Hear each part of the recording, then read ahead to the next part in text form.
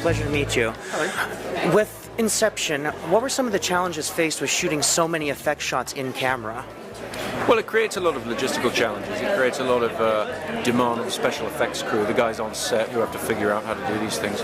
But I've worked with Chris Corbould and his team, who've done all the Bond films for years, for a long time, and they can figure out how to, you know, on The Dark Knight they flipped an 18-wheeler in the middle of the street. On Inception they figured out all these zero-gravity rigs and revolving sets and things, and they're just a very talented bunch of people who are looking for an opportunity to show what they can do in this era of everything's computer graphics and green screen and everything. It's fun to get a group of people together and make something happen in reality. Well, it's turned out great every time. Thank you. Have you studied psychology in any way, since so many of your films delve with the human mind? Study psychology, only my own. Okay. It's a pleasure to meet you, and congratulations on your accolades. Thank you.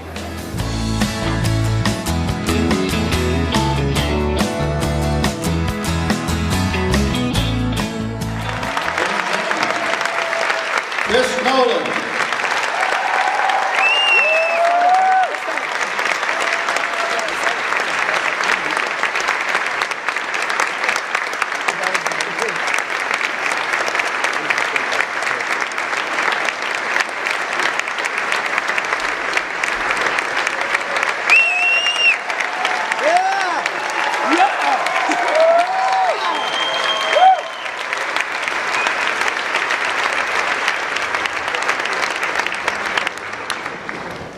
Welcome, I should say welcome back to Santa Barbara. You were telling me that actually you've been in this theater, you've seen movies. What was the last movie you saw here at the Arlington? The last time I was here was James Cameron's Aliens, the weekend ago. Long time ago now. That's cool. What brought you to Santa Barbara?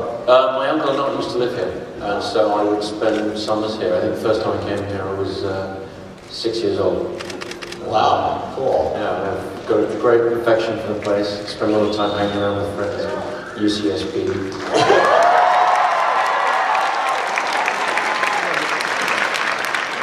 It's cool to see a theater like this, it's particularly for a lot of the kinds of films that you've made recently. You know, you want to see them on a big screen in an environment like this, I think. Yeah, definitely. I mean, I was just thrilled to see that this place is still here and still functioning the way it should be. I wish there were more theaters like this all over the world.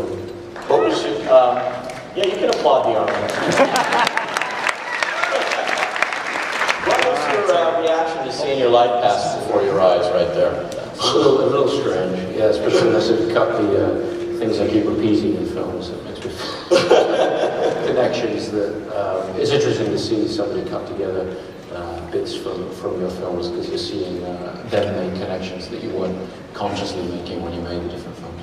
Yeah, it's so interesting because you've, you know, I mentioned it's 11, 12 years since you made Following, and the incredible success that you've had, you know, and one just keeps getting bigger than the other. Does that put any undue pressure on you, or do you still feel like the same filmmaker who started, you know, making movies when he was a little kid? Well, I think, I mean, in all honesty, for me the process hasn't really kind of stayed the same. What I've tried to always do is just concentrate on what's going to be in the frame, what's going to be on screen. And that stops you thinking about seeing all of the, you know, the trucks and the massive crew and how those things have changed, because they've changed in all kinds of extraordinary ways in the last 11 years. But really, my job boils down to thinking about what the shot is, what the next shot is going to be, what the shot was before that, and how that continuity, you know, advances the story. Now you're half English and half American. How does that work? Quite well. No, my father was English and my mother's American. So I spent time in both places. But mostly England, although my brother's out here somewhere sounding very American if he's talking right now. He went to school more in America than I did. But no, our family's always been back and forth. You started, did you always want to do this? I mean, you started making movies. Can you tell the story about how you actually started your first time with a film camera here? Yeah, my dad had a Super 8 camera that he let me borrow, let me and my brother borrow, and we would make sort of films using Lego at first, and then after Star Wars came out, we started making science fiction epics, imaginatively the type of Space Wars. We'd use, you know, the different toys from the films and that kind of thing, do stop motion animation and all that. And I just sort of always did that and carried on doing it. And the films got sort of bigger and bigger. So you actually worked in the Super 8 world. Do you ever see those films again? Do you remember them the way you made them? Or? Well, I turned 40 recently, and my younger brother was kind enough to get some of those films together and put them, telecinema, put them on tape. And I showed them to my kids, a couple of them, and the peculiar thing for me is they weren't how I remembered them. And I was quite critical of them. Thought, you know, because I remember what I wanted them to be. It was the sort of most exaggerated version of, you know, looking back at a film you made a couple of years ago and seeing things you wish you'd done otherwise. But you tend to retain the memory of what the ambition was for the thing, or what you felt it was at the time, and then when you look back at the cold, hard reality, it can be a bit disappointing.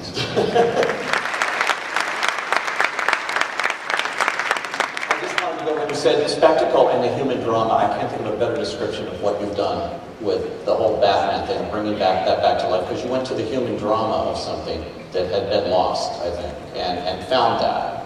Well, I think Batman, the reason I was interested in Batman is he's not a superhero with superpowers. He's an ordinary man who does a lot of push-ups. He has this, you know, an amazing amount of money, which is his superpower, but he's a relatable character, he's a relatable human being, and he's driven by these very cinematic things, the staples of, you know, film noir and crime thrillers, the kind of things that I love, the desire for revenge, and what that does to it. Liam's character, you know, Ra's al Ghul, Batman Begins, had a lot of fun with the way they would talk about revenge and the different ways you can pursue it.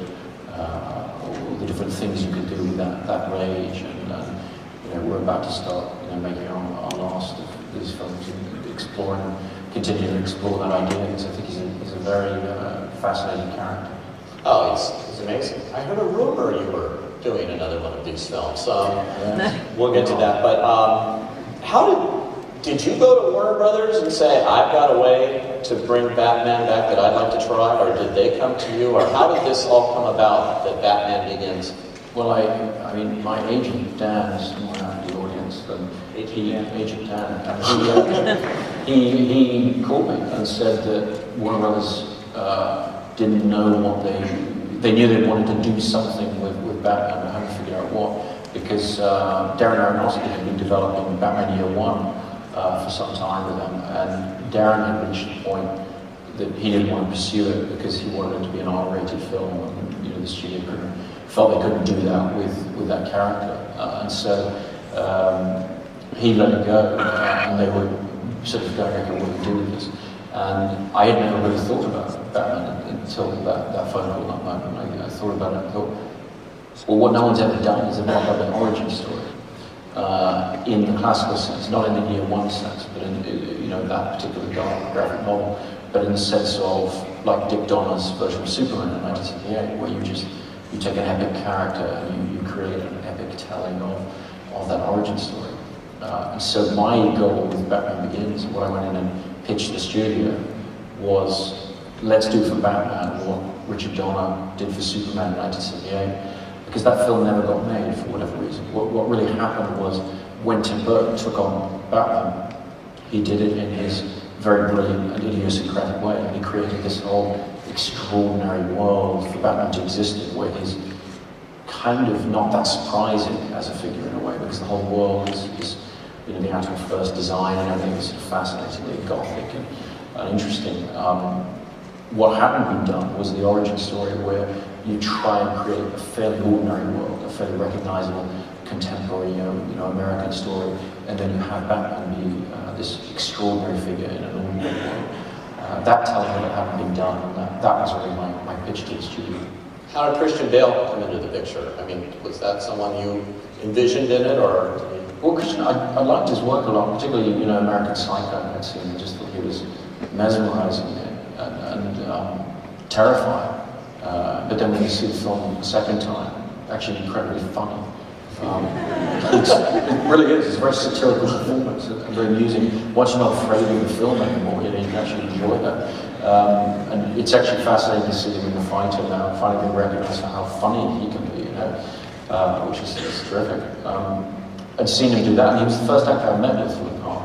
And I had a great conversation with him. Met him at a restaurant, and he wasn't eating there, he was just sort of drinking this cup of coffee, and that was all he had. Wouldn't have any food, and I didn't notice, but Emma did, that he was incredibly thin. I mean, he looked fairly normal to me. But then when he got up and I walked behind him in the restaurant with his t-shirt on, you could see his ribs through the t-shirt. And he'd lost, I think, 80 pounds or something insane for a film called The Machinist, Brad Anderson was doing. And poor old Christian, he lost this weight, and then they pushed the film a month or something, and so he had to keep it on. And, I sort of came out of that meeting feeling like, this guy pretty much is Bruce Wayne. It's like, this is incredible sense of self-discipline, this incredible dedication to achieving something. And we did screen tests. We tested 5 different actors, including Christian. And my big fear about Christian was that he'd be a 90-pound fat man. and somehow, between wrapping The Machinist and our screen test, he managed to put on. I mean, he was a little, I don't think Mike was saying this, he actually got a little chubby before he did the screen test. He really, I think the swing was fully 100 pounds or something. Yeah, it was really amazing. And then he built himself up into this character, but he gave him just an incredible screen test. One of the other actors who tested, who gave a great test, was Cillian Murphy. And he seemed a little improbable with his background, but just gave this extraordinary test. And so when we came to cast the villain in the film, the studio was very happy for us to take this relatively unknown actor and put him in that role. What's so great too, I mean, you have some incredible scenes in it, all those bats and things, but you don't CGI your movies to death. I mean, it's all in camera, so much of it that you go for. We try to do as much as possible in camera, and even when there are going to be effects enhancements, we try to get as much as possible in the frame, because what the computer graphics guys are very, very good at doing is matching things or expanding on things. If you go with nothing, you're asking them to paint a picture, really, and then they're in a world of animation. And I think that the audience has an innate ability to distinguish between photography and animation, and I don't think that's ever going away. I think there is something different about the serendipity of something photographed, whether it's full scale or to miniature. The difference between that and where somebody's just sitting down on a blank canvas and painting something, I think that feels very different to an audience. Your first sequel was The Dark Knight. I don't know that you had any intention after Batman Begins of going back to it again, or... Not immediately, no. We made Batman Begins as a standalone film, and the reference to the Joker at the end of the card, and it was always just the right ending for that film, just the excitement of, it could carry on in some way. And then really in the months after the film came out, I just became interested in seeing that character, saying, okay, what would the Joker be in our telling of Gotham and Batman and that world? And Heath Ledger made an unforgettable Joker in this movie.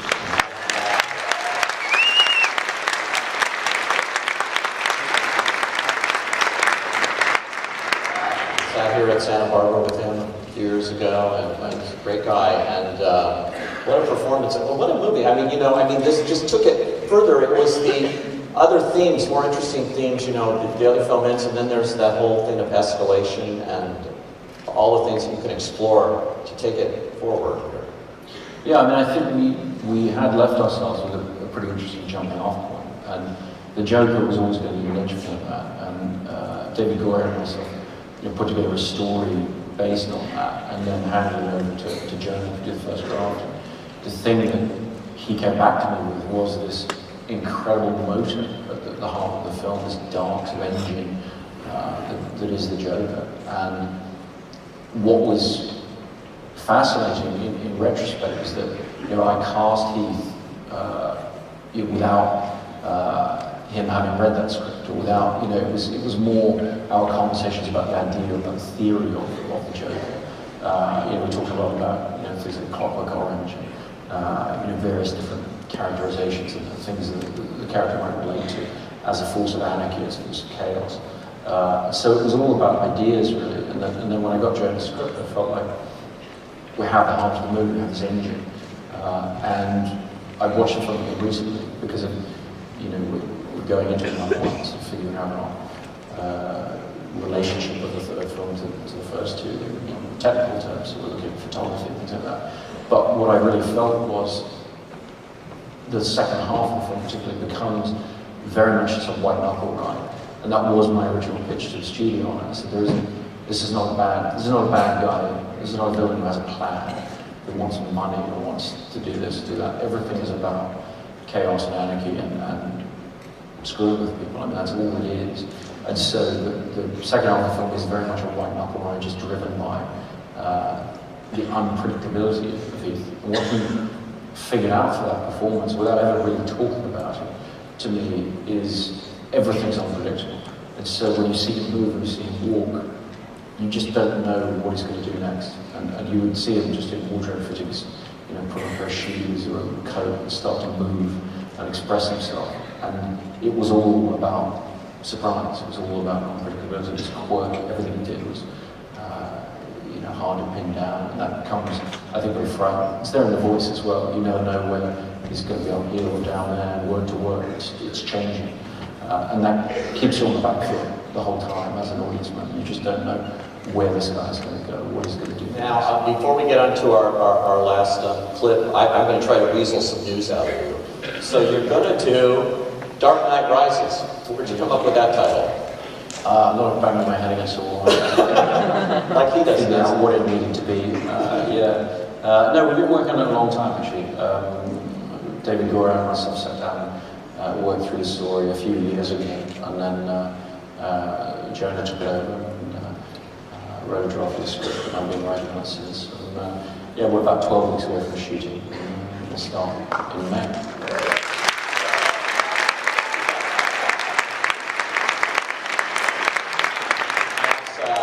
Got a release date, I think it's July 20th, 2012. Yep. Okay.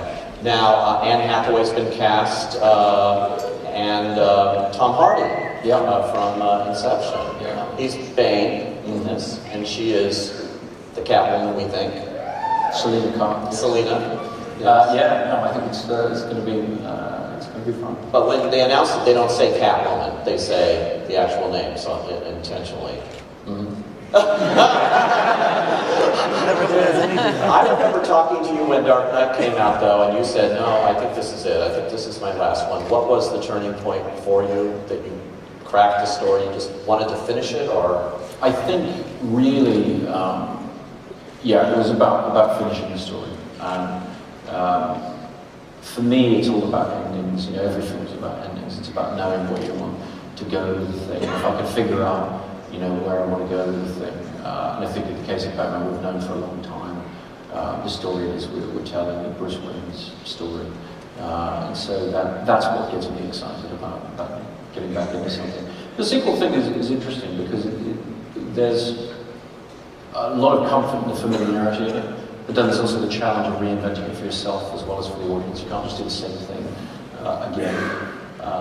But, you know, we once you start thinking in terms of Bruce Wayne's story, you want to see where that goes. And at the same time, I don't know how you do all this, but you're producing with Emma Superman, the reinvention of that Zack Snyder is going to direct, and that's for December of 2012. Mm-hmm. So they've got the pressure on with all the dates and things, and they just announced today Henry Cavill as Superman. Yeah. So it's really good. That's. I mean, what I'm doing on that is I've hired a great director to take it on. It's sort of more his problem than mine, hopefully. I'm going to be very busy, but no, I think I'm super excited to sit down and watch Zack's movie when it's done. And I think Henry's going to be amazing. All this big scale stuff, do you just sometimes want to sit down and do a romantic comedy with Jennifer Aniston sometimes? Really? No,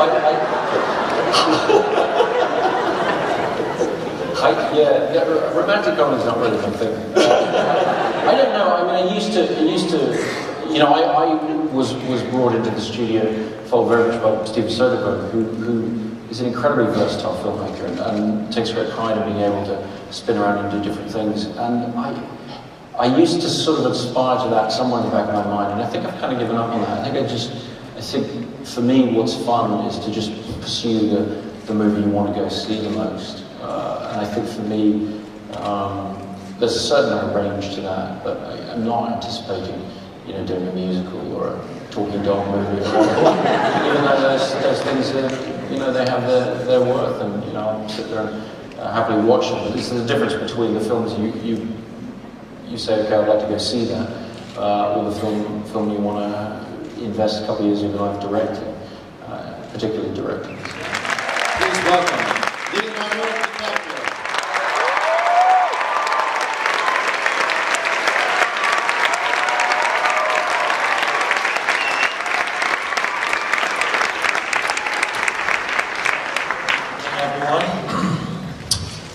There are certain artists that come once in a generation, and the defining characteristics of any master, of any art form, is a deep-seated, unshakable belief in their vision and their abilities.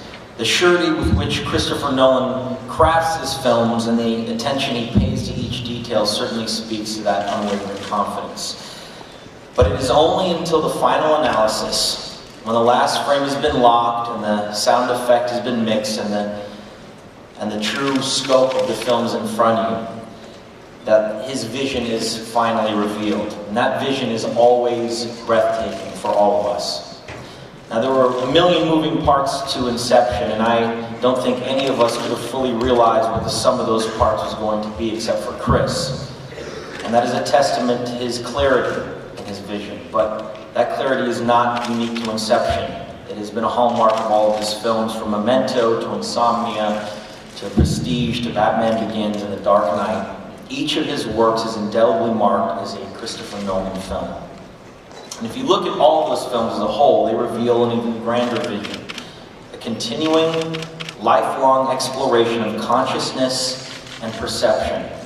An ongoing flirtation with the point at which magic and reality intersect. Though his films are marked by huge scope and technical wizardry, he is ultimately a filmmaker exploring the frailty of the human condition. Chris imbues even the most surreal, mind-bending world with a tactile authenticity that is unparalleled. But the precision of these physical calculations would fall flat if they were not matched by his desire for emotional authenticity. No matter how large his canvas is, there is always a beating heart in all of his films that is intimate, relatable, and honest to audience members. When his first film, The Following, premiered at the San Francisco Film Festival, the world took notice of an ambitious young filmmaker looking to challenge the notion of what film narrative could be. In the time since, he's gone much, much further. He no longer simply challenges our ideas about film. He has helped define them. And in doing so, he has also defined himself as a genius. Chris, it is with great pleasure that I present to you this well-deserved honor. No one director of our generation can better embody the title, Modern Master.